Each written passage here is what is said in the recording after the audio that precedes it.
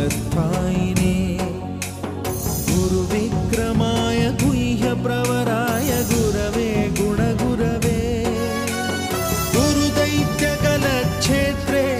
गुरुधर्मसदाराध्याय गुरुपुत्रपरित्रात्रे गुरुपाखण्डखण्डकाय गीतसाराय गीततत्त्वाय गीतगोत्राय धीमहि गूढगुल्फाय गन्धमत्ताय गोजयप्रदाय धीमहि